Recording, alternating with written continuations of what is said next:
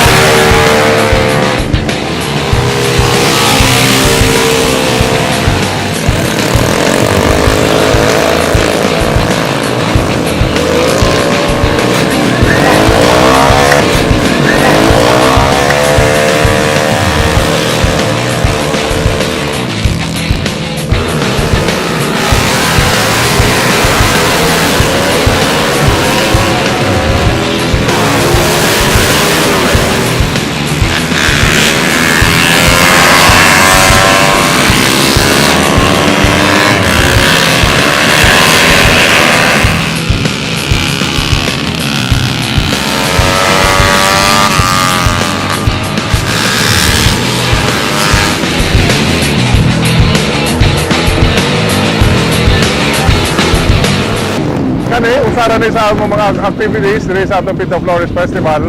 Nag-motor cross po nila Sunday. Daghan po kayo ng apil gikan sa lain mga dapit gani sa tibok Pilipinas. Usa ni sa among mga activities para pag ila-ila pod, pagpabalo pod sa tanan parte sa among syudad sa San Carlos.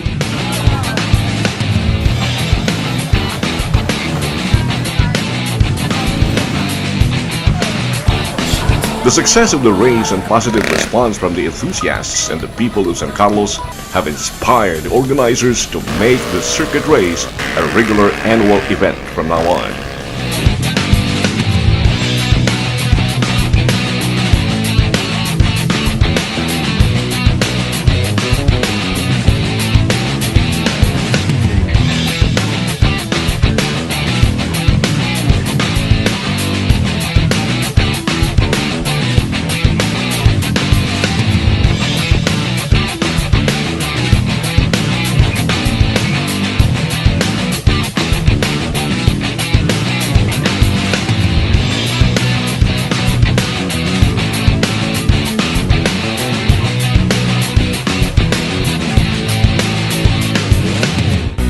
Hopefully next year again more Japan, and sometimes hindi naman kaya ng problema, so para dali na kayong for example karon mga reklamo because sa mga stock, so mo na mong ma-encounter, and this is a yearly event.